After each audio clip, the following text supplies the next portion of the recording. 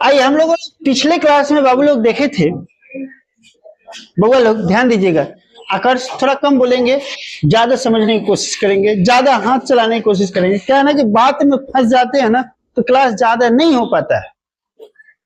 Topic से जैसे कि होता है ना कि ट्रेन के पटरी से जब उतरेगा ना तो मामला खराब हो जाता है, बस समझे। तो इसलिए हम कहेंगे कि टॉपिक से रिलेटेड, हाँ नहीं समझ में आ रहा पूछो, कोई दिक्कत नहीं, पूछने के लिए हम खुद इतना तोड़ मरोड़ के समझा देंगे कि जो समझ में आ जाएगा। ठीक, पटरी से नहीं उतारना है, ट्रेन को पटरियों पर चलने देना है।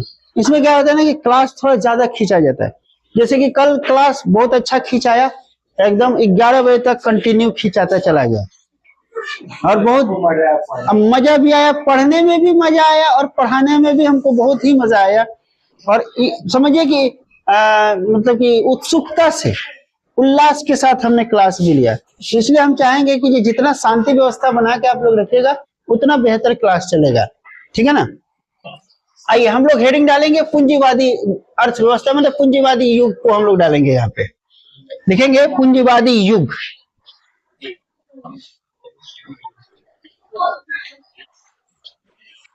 पूंजीवादी युग हेडिंग डालेंगे, पूंजीवादी युग।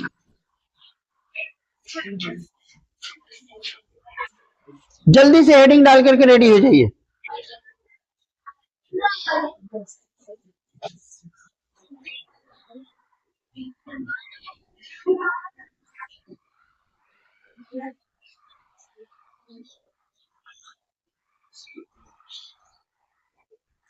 का आकर्ष भैया के बुलावे के रहा का चाचा नेहरू।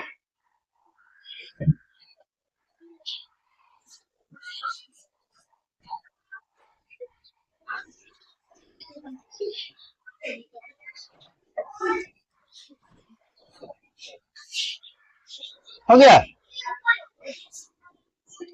लिखेंगे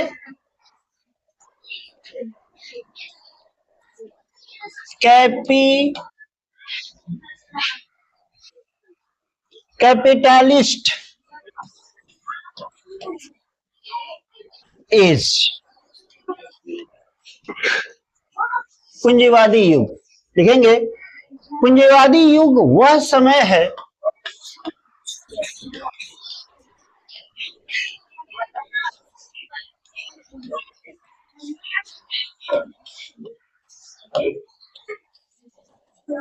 समय है जब उद्योग, व्यापार और धन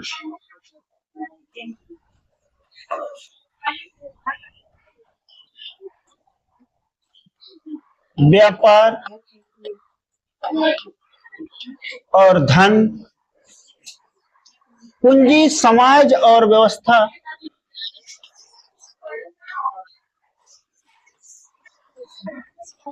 समाज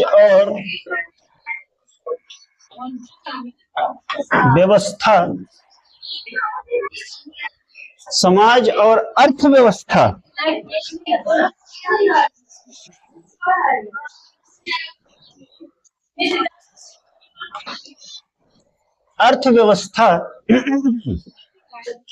का मुख्य आधार बन गए।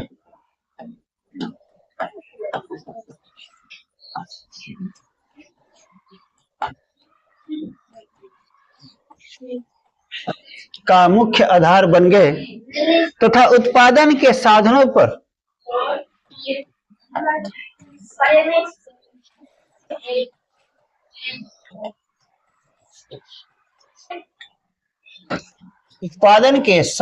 पर निजी व्यक्तियों या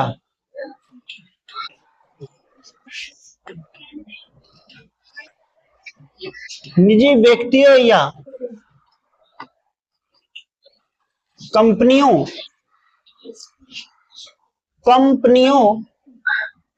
का अधिकार होता है।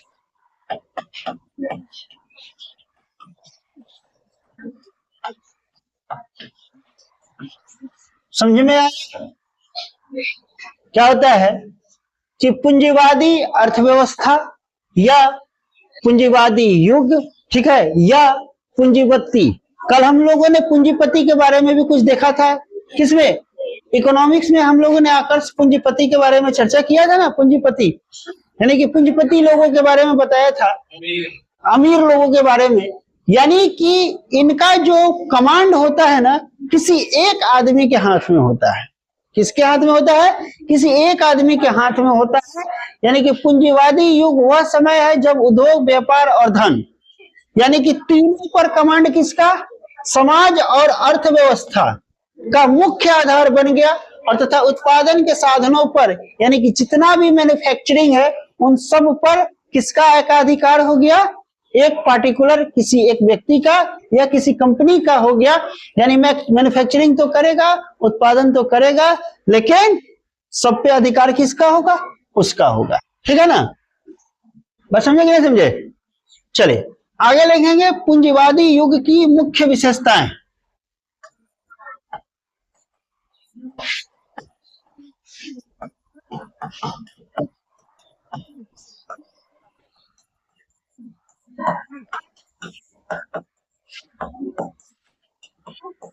मुख्य विशेषताएं।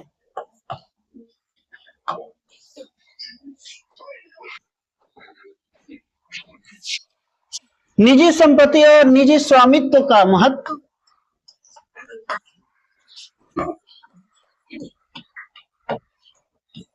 निजी संपत्ति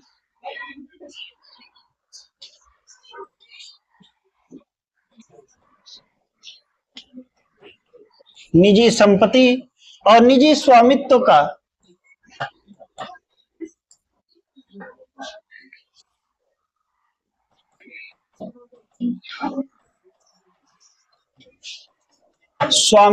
का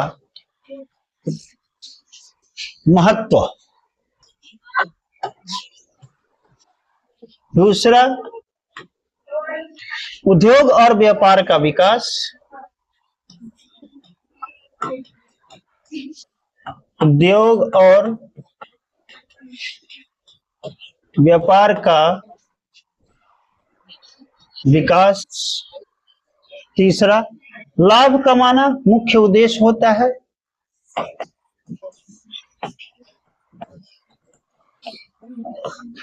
लाभ कमाना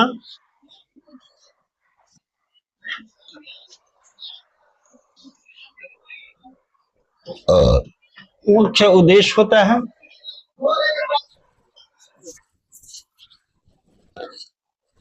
लाभ कमाना मुख्य उद्देश्य होता है। बाजार में वस्तुओं की कीमत मांग और आपूर्ति से तय होती है। बाजार में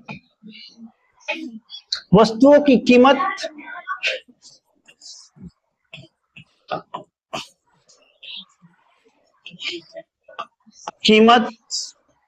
मांग और आपूर्ति से तय होती है।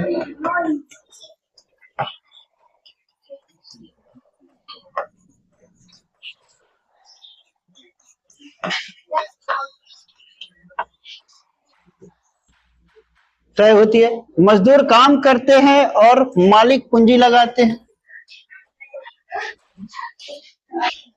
मजदूर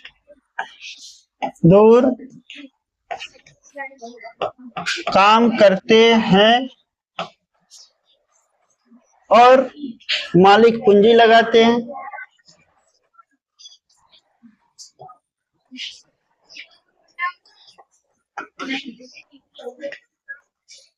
इसमें क्या होता है कि मजदूरों का क्या होता है बेटा? शोषण होता है।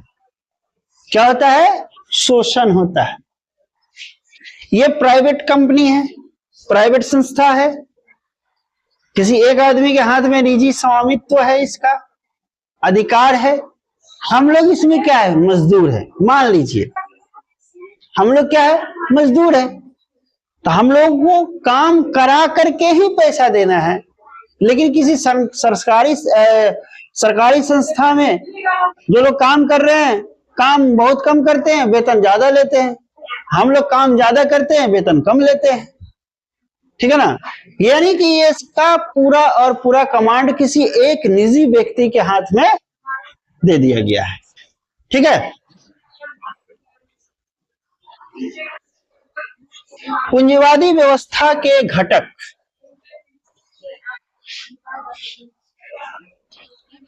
पूंजीवादी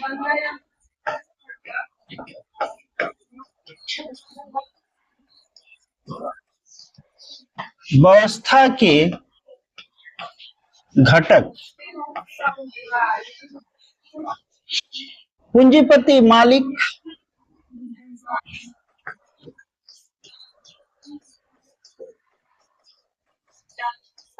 पूंजीपति मालिक, धन और उद्योग के मालिक।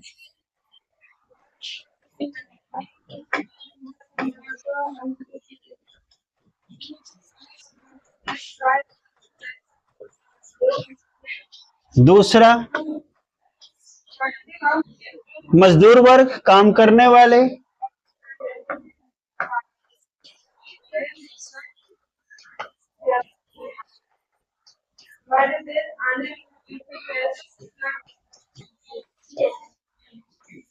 तीसरा बाजार, वस्तुओं की खरीद बिक्री का स्थान।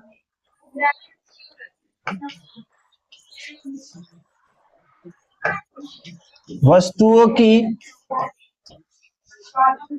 खरीद बिक्री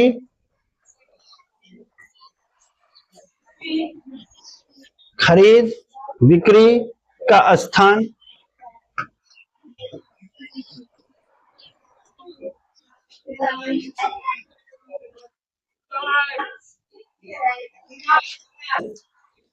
आगे लिखेंगे उदाहरण, औद्योगिक क्रांति के बाद यूरोप,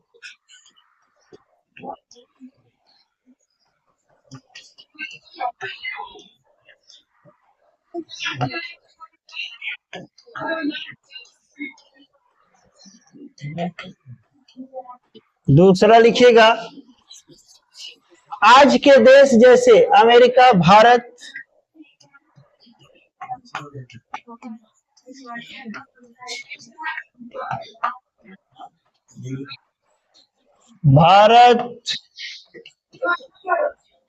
अमेरिका, जापान,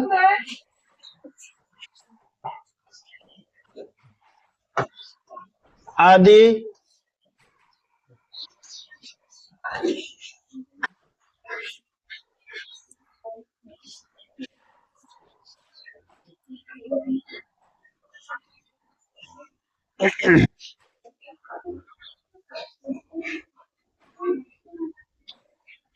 सब किताब में से छाप रहा है नहीं मिस?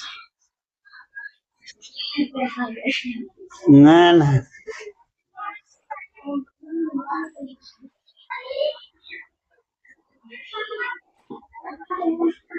हो गया बउआ लोग?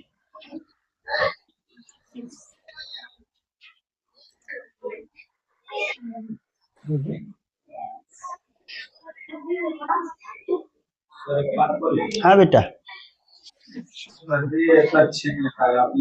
हम मोटा गए हैं का?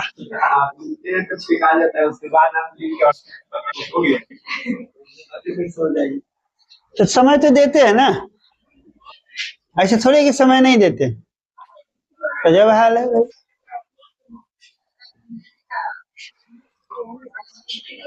आज भारत में क्या है, पूंजीवादी अर्थव्यवस्था है कि नहीं? लेकिन भारत में क्या है, मिश्रित अर्थव्यवस्था है, याद रखिएगा। मिश्री मतलब मिश्री ना है, मीठा वाला मिश्री ना है। मिश्रित का मतलब होता है कि सब समावेश है उसमें, हर मतलब हर सेक्टर से, ठीक है ना? कहने के लिए है, लेकिन ऐसे फिजिकल रूप से देखा जाए तो नहीं है। वैसे फिजिकली देखा जाए तो पूंजीपतीय वर्ग का ना सब लोगों का काम है। आज मजदूरों का शोषण कर रहे हैं कि नहीं कर रहे हैं? आप जामनगर में चले जाइए, रिलायंस इंडस्ट्रीज में, ठीक है ना, रिलायंस इंडस्ट्रीज में चले जाइए, 12 घंटा की ड्यूटी है, 14,000 से 12,000 रुपया महीने का, एक लेबर का, रीगर का। हम काम किए हुए हैं, काम कराए हुए हैं, तो हम देख रहे हैं भाई, जान रहे हैं वहां का हालात। जब डीमोनेटाइजेशन हुआ था 2016 यानी कि 16 में, तो उस समय एक एक इंजीनियर की जो सैलरी थी 50,000 60,000 रुपए सैलरी हुआ करती थी। जैसे डीमोनेटाइजेशन हुआ है ना, क्या किया कि जितने भी इंजीनियर थे जामनगर में से सबको खदेड़ दिया, और जितना डिप्लोमा किया सबको क्या किया, रख लिया।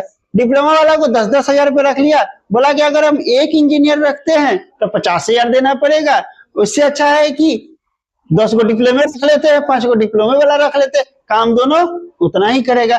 क्योंकि उसमें भी ब्रांच मैकेनिकल होता है, सिविल होता है, इलेक्ट्रिकल होता है, कम्युनिकेशन, मास कम्युनिकेशन होता है आपको, ठीक है ना, आपको कंप्यूटर साइंस होता है, आईटी सेक्टर होता है, ये सारे के सारे होते हैं। बात समझे कि नहीं समझे? तो कहने के बाद कंपनी भी बड़ा होशियार था, कंपनी बोला कि चल भाई व्यवस्था लगाते हैं। कैसा? अब व्यवस्था लगा ही लिया। इंजीनियर लोग का वैल्यू खा गया बीटेक वाला। अब बीटेक जितना है, बीटेक वाला, हाँ बीटेक इन मैकेनिकल, ठीक है ना, तो बीटेक जितना भी बीटेक वाला है ना, मर जाएगा लेकिन ससुराल में नौकरी नहीं करेगा, 10,000-12,000 रुपये भूखा मर जाएगा, लेकिन नहीं करेगा। वो दूसरा प्लेटफॉर्म चूज कर लेगा, लेकिन 10,000 रुपये जाएगा खटने। जौन आदमी 5 लाख 7 लाख रुपया लगा करके पढ़ा है, 4 साल मेहनत करके पढ़ा है ना। इसी पर वो गाना आपको सुना देंगे, एक मतलब कि पंजाबी सॉन्ग है, बीटेक वालों पे एक गाना बनाया है, बीटेक वाले बहुत अच्छा बनाया है ना। अब हमको गाने थोड़ी आता है कि भाई हम आपको सुनाएंगे गाना, खाली सुनने आता है, गरीब आदमी है, सुनेंगे खाली।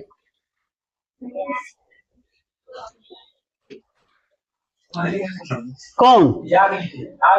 आज के देश जैसे भारत, अमेरिका, जापान, ये सब का है, कहा जाता है, भारत को कहा जाता है कि अभी लेकिन अमेरिका पूरा पूंजीपति वर्ग लोग ही तो चला रहे हैं अमेरिका को, भारत को भी कौन चला रहा है? पूरा पूंजीपति वर्ग लोग चला रहे हैं। कहने के लिए मिश्रित अर्थव्यवस्था है, लेकिन है नहीं, मिश्रित अर्थव्यवस्था कहाँ है? आज जितने भी सारे सरकारी सेक्टर थे सबको खत्म कर दिया गया, और खाली क्या प्राइवेट सेक्टर ही तो चल रहा है। और प्राइवेट सेक्टर में क्या होता है? मजदूरों का शोषण होता है। मजदूरों का क्या होता है? शोषण होता है उसमें। जैसे अभी तो बताया कि जामनगर में चले जाइए, अगर आपको शोषण देखना है तो एक रीगर का सैलरी कितना होता है? 12,000। अरे हम बता रहे बीटेक का ऐसा, आप हकीकत बता रहे, बीटेक का ऐसा हालात था 2016 में, जब हम लोग कंपनी में गए थे तो बीटेक वालों को कोई पूछता नहीं था, थूकता था। तो पास आउट हुए यार उस समय, हम किए नहीं, उस समय पास आउट हुए थे। पास आउट का मतलब मेरा डिग्री कंप्लीट हुआ था।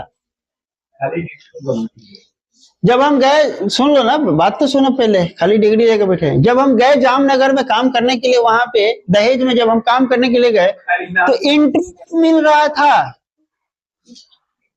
वेल्डर को मिल जा रहा था, फिटर को मिल जा रहा था, रिगर को मिल जा रहा था, ठीक है ना, सिविल वालों को मिल जा रहा था, लेकिन मैकेनिकल वालों को नहीं मिलता था। वैल्यू खत्म कर दिया था।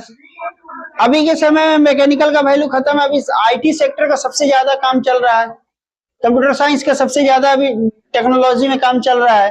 तो सबसे ज्यादा वैल्यूएशन अभी के समय में आईटी सेक्टर और कंप्यूटर साइंस का है।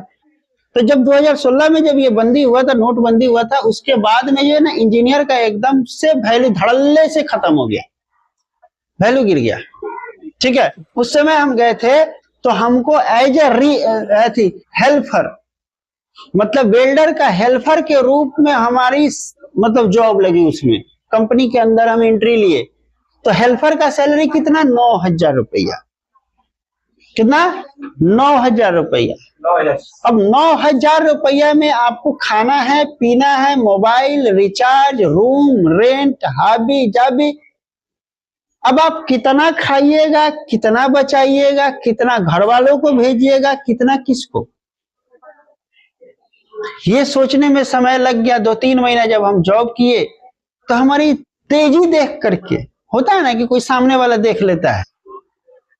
और जब भी हम जाते थे तो कंपनी हम जाते थे तो फॉर्मल ड्रेस में चूंकि हमारी आदत थी फॉर्मल ड्रेस पहनने का, तो फॉर्मल ड्रेस में जाते थे। 3 महीना काम किए, 9,000 रुपये हम।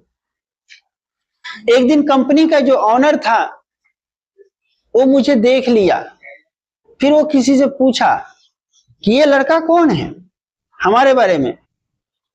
तो एक आदमी उसमें से बोलता है कि सर ये वेल्डर का हेल्पर है, ये वेल्डर का हेल्पर है।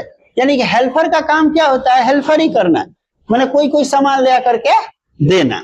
अब उस्ताद काम कर रहे हैं अब बोलेगा रॉड लेके आओ, कह रहे रॉड लेके आओ, तो हेल्पर का काम है रॉड ले आके देना, फिलर ला के दो तो फिलर ला के देना, ऑक्सीजन पाइप बंद करो तो बंद करना, गैस खोलो तो खोलना, मतलब ये काम होता है हेल्पर का।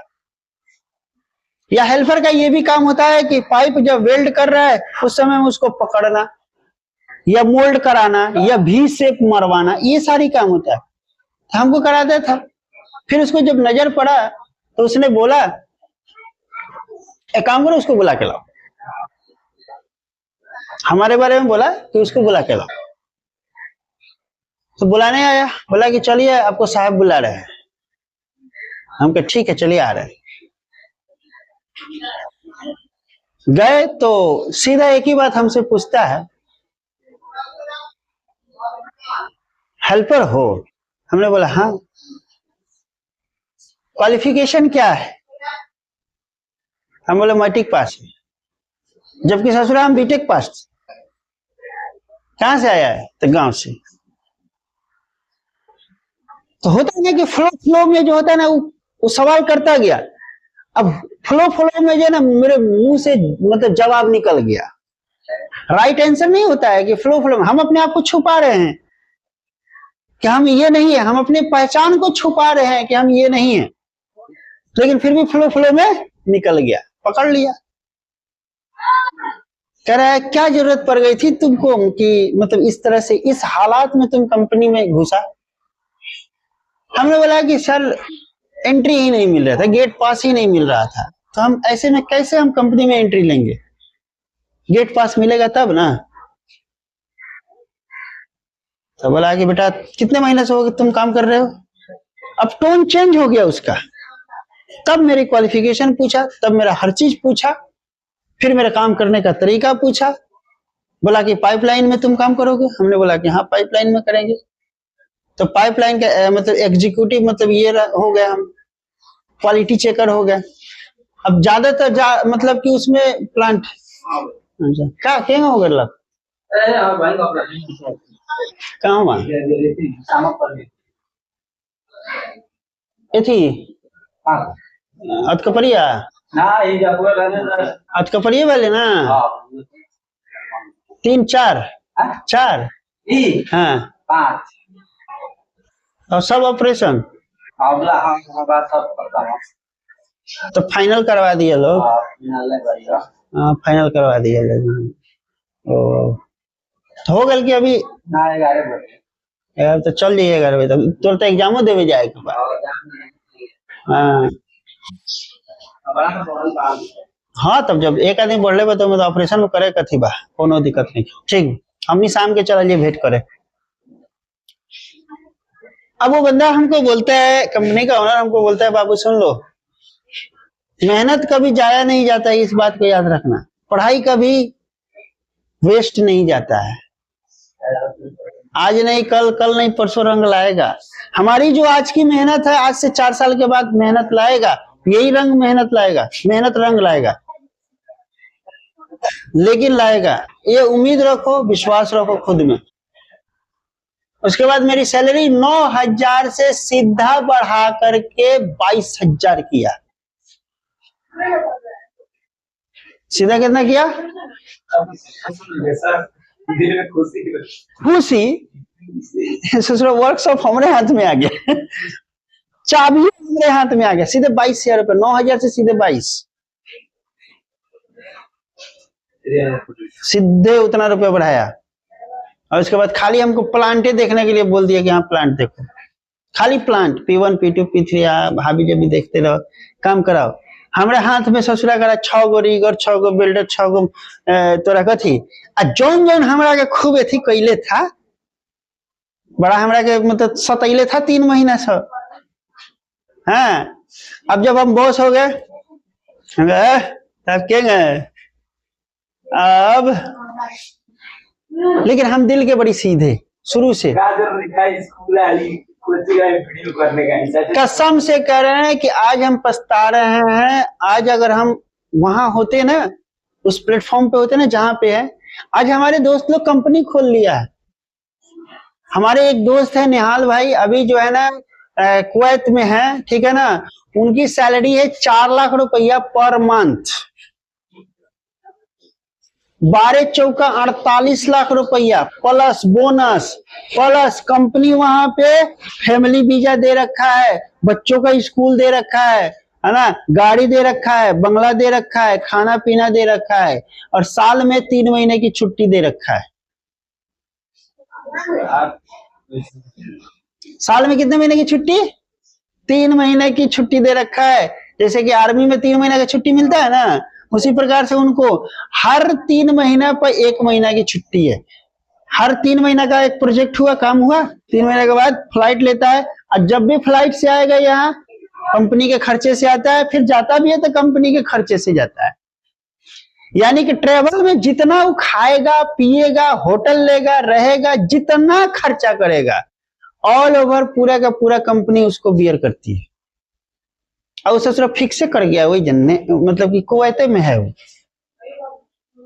हम जब शुरुआत में जब जैसे कि हम वहां काम करते थे तो हम नहीं बोले कि एगो जिंदगी में झोटैली आई और जिंदगी को तबाह और बर्बाद करके चली गई नहीं है।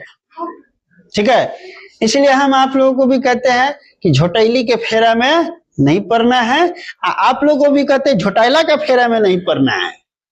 कौन छावड़ा का कि हम तेरा चांद तारा तोड़ के ला देंगे तो ऊपर भरोसा नहीं करना है और उसमें जाना भी नहीं है। बात समझे कि नहीं समझे?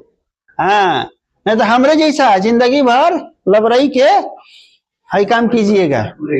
हाँ, अब कहता है सबकी, अब क्या, अब तो इतना वक्त निकल गया, अब मन भी नहीं करता है ना। अब जाएंगे तो फिर वहीं से शुरू करना पड़ेगा। कहाँ से शुरू करना पड़ेगा? जीरो से। अब सारी चीजें भुला गया ना आदमी का, हर चीज भूल गया, फिर से आपको प्रैक्टिस करना पड़ेगा काम करने के लिए। तो उस सब चीज खत्म हो गया। अब जो है सो यही है, अब यही अपनी लवर है, यही अपनी गर्लफ्रेंड है, इसी से आपको सब कुछ करना है। चलिए अगला लिखेंगे। लड़की लोगों को चाहे लड़का लोगों को नहीं समझ में आता है, जवानी में सब कुछ कर देता है, इन्हें उन्हें कर लेता है, अब पता चलता है कि बाद में नाक धो के रोता है। अब का चलिए समाजवादी युग लिखेंगे। समाजवादी युग,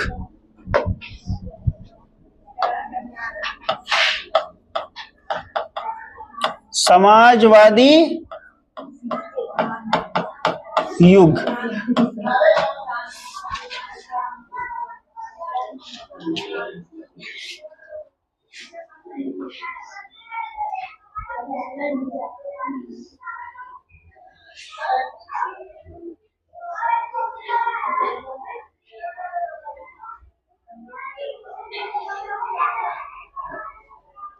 लिखिए समाजवादी युग, सोशलिस्ट एज, सोशलिस्ट एज, ठीक है ना। लिखेंगे समाजवादी युग वह व्यवस्था है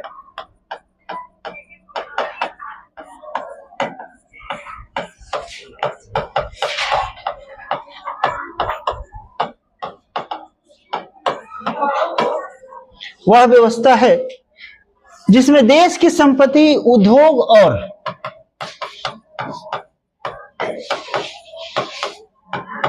देश की संपत्ति, उद्योग और संसाधनों पर समाज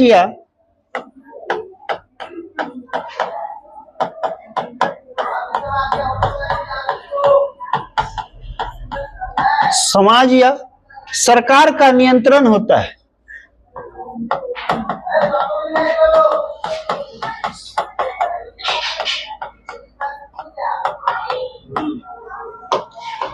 सरकार का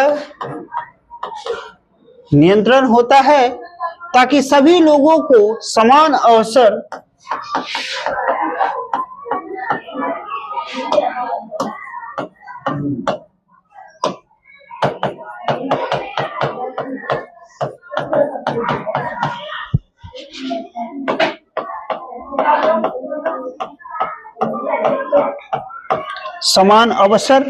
और सुविधा मिल सके।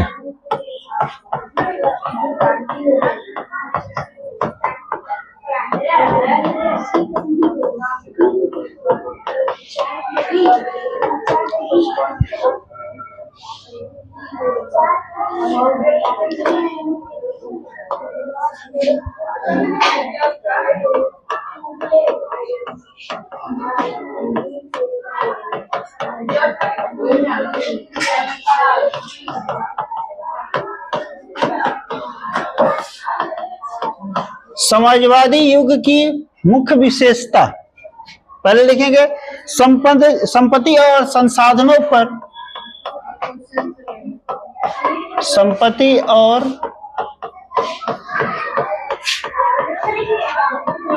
संसाधनों पर सामूहिक या सरकारी स्वामित्व,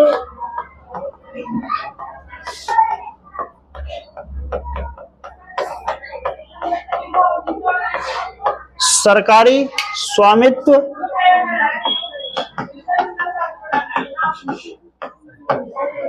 दूसरा अमीर गरीब की असमानता कम करने का प्रयास,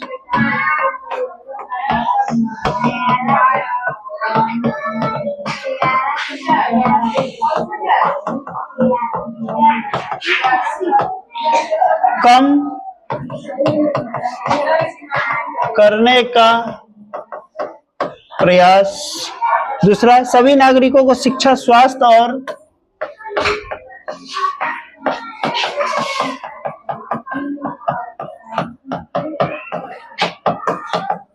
शिक्षा, स्वास्थ्य और रोजगार की सुविधा,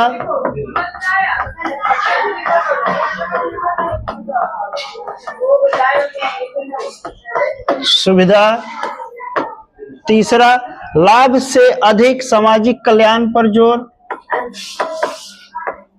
लाभ से अधिक सामाजिक कल्याण पर जोर, आर्थिक योजना सरकार द्वारा बनाई जाती है,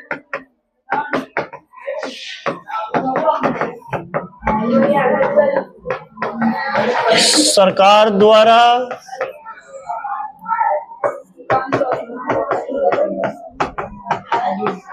बनाई जाती है। आगे लिखेंगे समाजी अर्थव्यवस्था का उद्देश्य,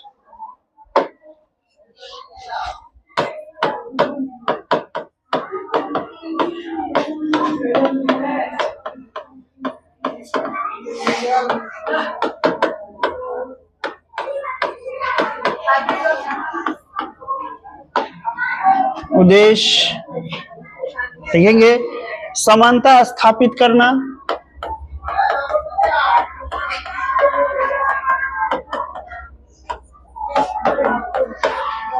दूसरा गरीबी कम करना,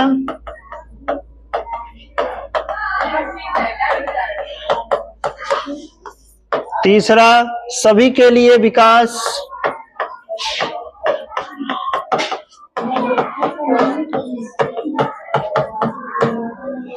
सामाजिक न्याय देना,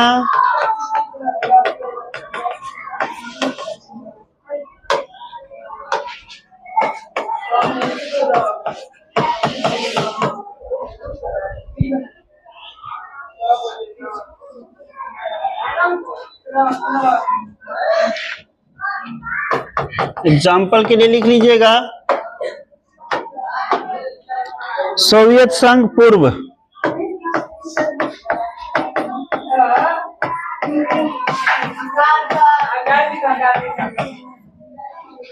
दूसरा चीन, तीसरा क्यूबा,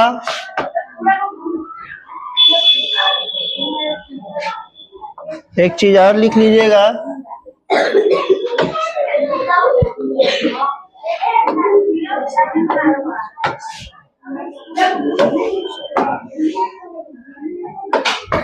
सरकार होगा कि सरकार में होगा? सरकार, सरकार लिखे गलती हो गया होगा। आइए ना, आइए ना बबू। ऊपर चालू कर। है मैं। हाँ, सरकार, समाज या सरकार का नियम है। सरकार गलती हो गया होगा।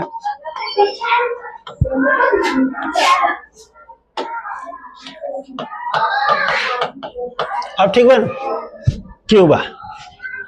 याद रखिएगा, आसान शब्दों में पूंजीवादी मतलब निजी लाभ, याद रखिएगा, ठीक है ना। समाजवाद सबका लाभ। तो कोई भी प्राइवेट कंपनी, निजी सेक्टर आएगा तो वो अपनी निजी लाभ के बारे में सोचेगा, आपके लाभ के बारे में नहीं सोचिएगा। जैसे हमारे माननीय नरेंद्र मोदी जी आए थे तो क्या बोले थे कि सबका साथ, भाइयों एवं बहनों, मित्रों, ठीक है ना, सबका साथ, सबका विकास और सबका विश्वास। लेकिन ऐसा कुछ हुआ नहीं। गुजरात लागू कर रहे हैं अभी नहीं से अरे गुजरात में तो केवल प्लानिंग, मतलब हर चीज का प्लान होता है, ये बनाना है, वो बनाना है, ये प्रोजेक्ट, वो प्रोजेक्ट। अब बिहार के लिए कहते हैं कितना लाख करोड़ दूं, 1 लाख दूं कि 90 दूं कि 125 करोड़ दूं कि 1 ट्रेन और दे दूं, ताकि मजदूरों को भर भर के गुजरात लोहा पीटने के लिए भेजा जा सके। ये नहीं कहेंगे कि कौन सी कंपनी बुला दूं, कौन सी कंपनी लगा दूं, कौन सा कारखाना लगा दूं, कौन सा उद्योग लगा दूं। और जब उद्योग की बात आएगी तो कहेंगे जमीन कहाँ है। तो जब जमीन की बात आया तो कहाँ पे, दरभंगा साइड में जो इतनी सारी जमीनें अपने पार्टनर को दे दिए, अडानी साहब को, तो वो जमीन कहाँ से आ गया। वो भी तो जमीनें था, तो उसमें भी तो कोई कंपनी बन सकता था कि नहीं बन सकता था, बताइए। ऐसा ऐसा तो है मामला, क्या बताइएगा। सुरकार सुरकार हो गया है। अगला है साम्यवादी युग।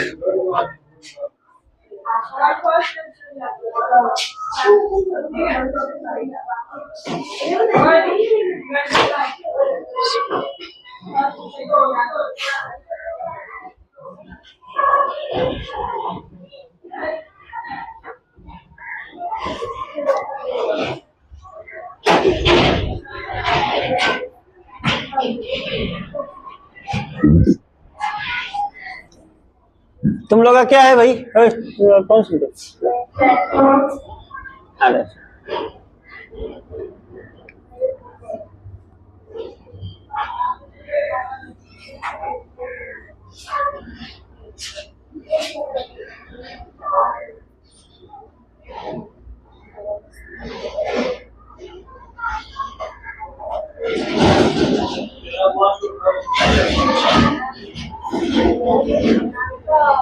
हाँ बेटा,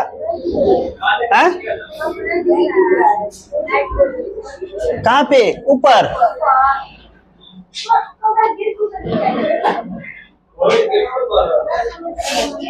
हो गया? आंख में चश्मा लगाओ।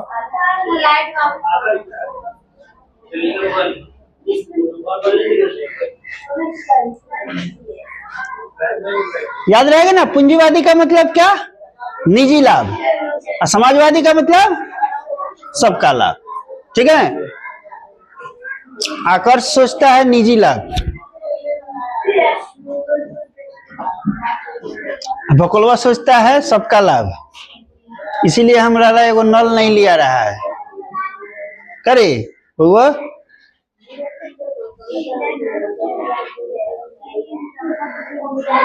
चोरा के जो चपलवा लिया लेका भइल, मतलब कि पहनते बारे की खत्म हो गए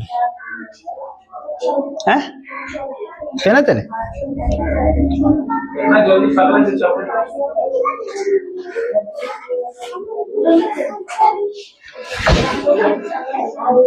ना चला के सामने खड़ा हो सर, इसको समझा प्यार से दिखा। इसको इतना होगा कोई मार देंगे समझ नहीं आएगा। 270 ओए कहे चलो बेटा कहिए सर उधर कुर्सी को बैठने के लिए कल से मेरे पास बैठ जाएगा तो समझ लेना।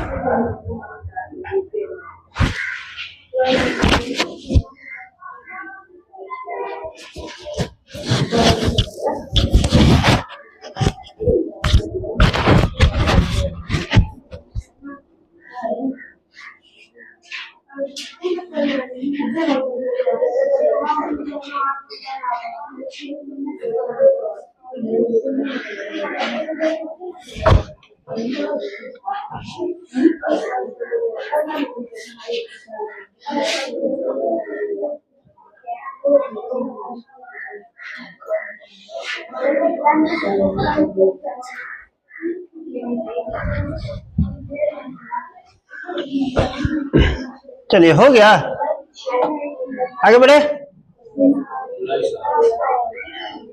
कितना टाइम लगाइएगा हो। साम्यवादी युग,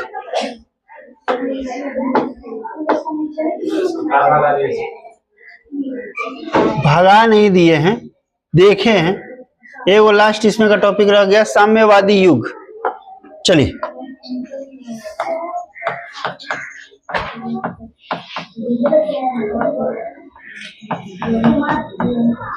साम्यवादी युग, कम्युनिस्ट एज।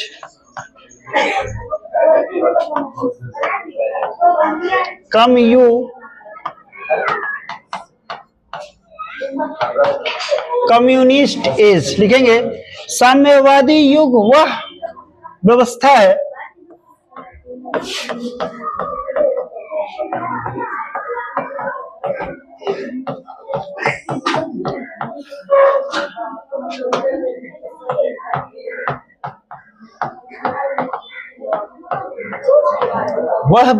है जिसमें समाज में वर्ग भेद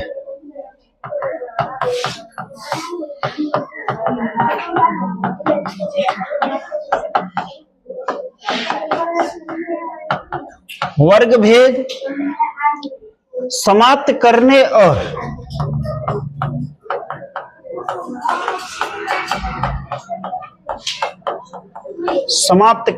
और सभी लोगों को समान अधिकार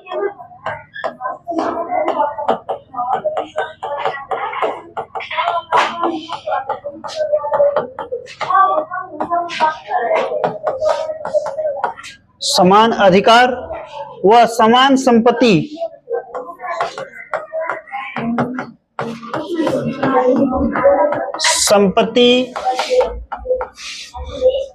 देने का लक्ष्य होता है।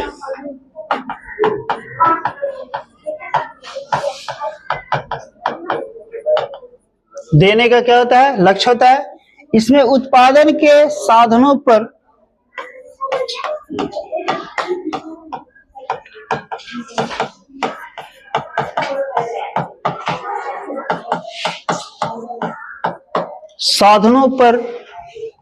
पूरे समाज या राज्य का नियंत्रण होता है।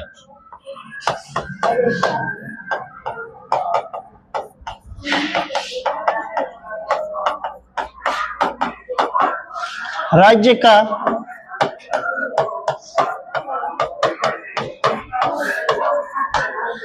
नियंत्रण होता है और निजी संपत्ति समाप्त करने की कोशिश की जाती है।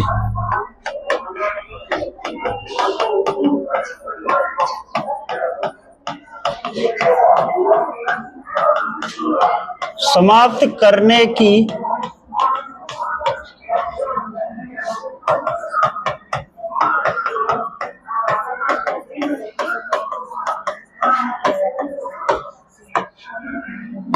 जाती है।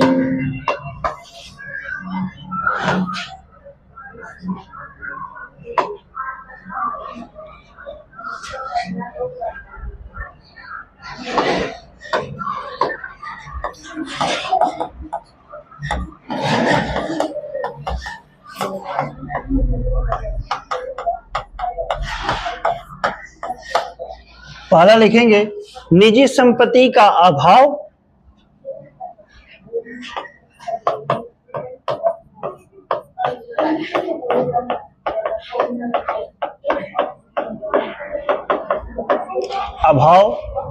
या बहुत कम महत्व।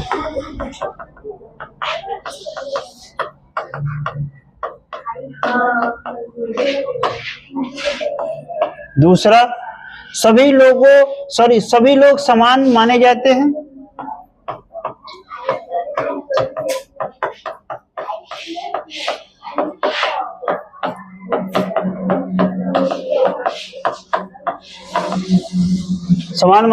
हैं। अमीर गरीब का अंतर नहीं।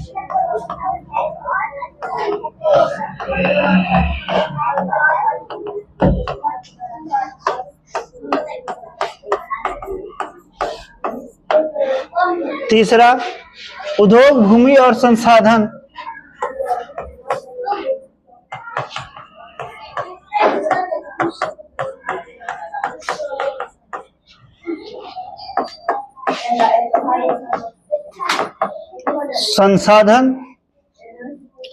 राज्य या समाज के नियंत्रण में होता है।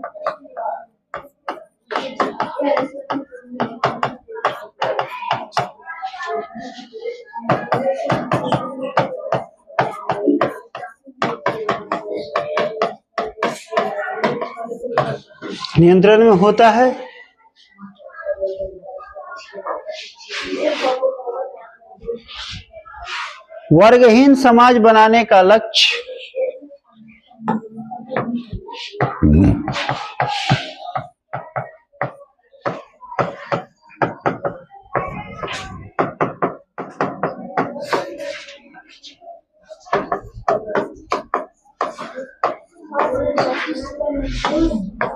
तीसरा, उत्पादन लोगों की जरूरत के अनुसार किया जाता है।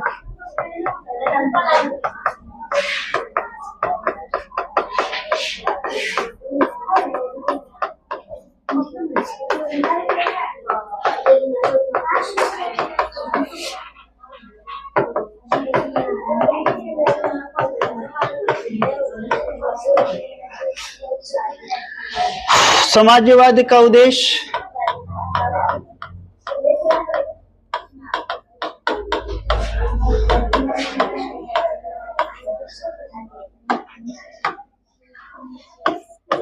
पहला, आर्थिक समानता।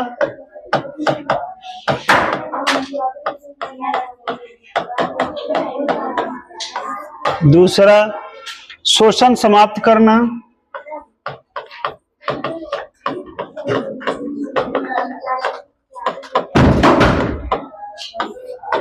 तीसरा, वर्गहीन समाज बनाना।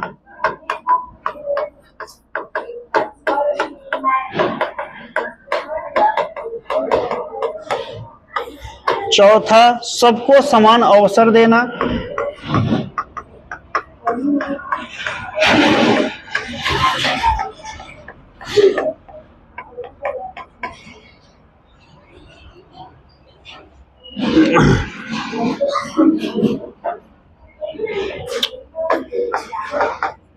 उदाहरण में ले लीजिए सोवियत संघ,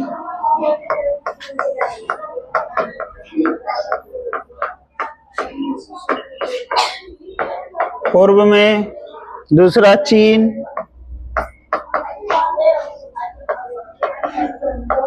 क्यूबा,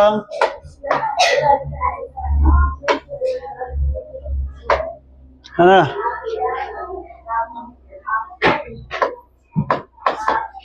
साम्यवाद। आसान भाषा में याद रखेगा, सबकी समान संपत्ति। सबकी समान संपत्ति।